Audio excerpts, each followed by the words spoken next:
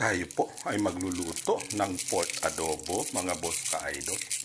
At syempre, ito, atin na pong titimplahan ng asin at saka paminta itong ating pork bago natin siya igigisa, mga boss.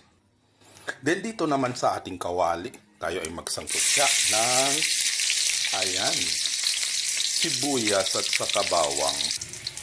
At syempre, hayaan natin na maging aromatics yan, yung maamoy na ng kapitbahay na tayo ay nagluluto ng masarap na ulam. Charot. Ayan. Pag ganyan na nag-golden brown na siya, ayan, maging aromatics na, ay ito pwede na po natin ilagay itong ating kamatis. O yung lahat ng ulam mo ay nilalagyan mo na ng kamatis.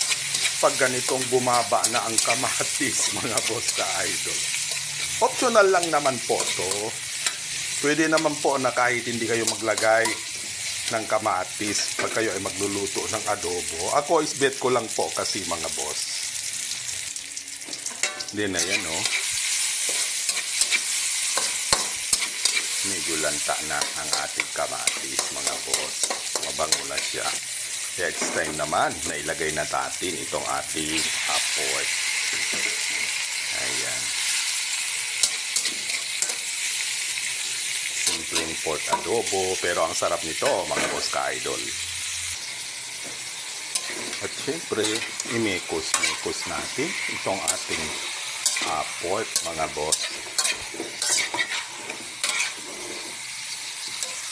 Gumagalaw itong ating kawali.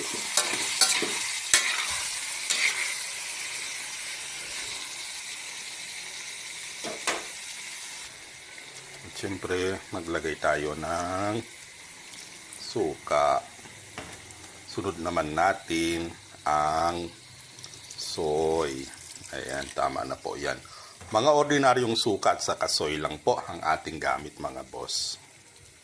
At syempre, para maging masarap itong ating adobo, maglagay din po tayo ng laurel. Then, takpan natin. Syempre, maglagay tayo ng pampalasa. Tama na po yun.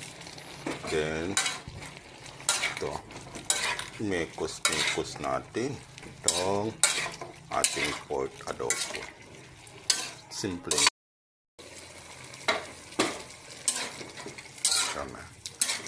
Haluin natin at isimmer natin hanggang matuyo yung kanyang tubig. Yung magmantika na po siya para masarap po itong ating pork adobo. Ganito lang po ang aking pag-pork adobo, mga boss ka-idol.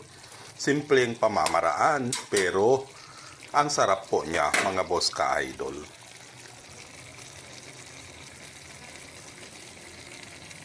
Ayan o.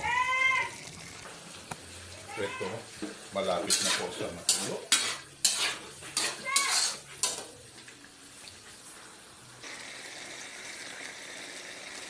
Ayan na, malapit na po siya maluto. Pag nagmamantika na, yung tuyo na yan is pwede na, masarap na po siya.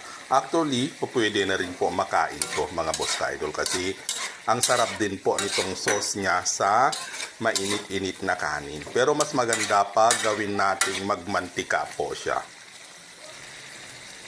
Ayan o, sarap-sarap na pork adobo, mga boss.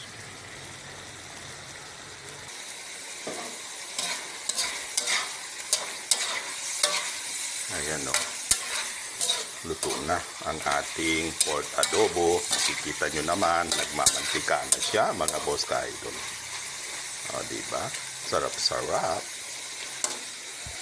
Kung gusto mo po at tayang patuyuin, yung parang toasted siya, is po pwede po. Ayan na, luto na po siya, mga boss.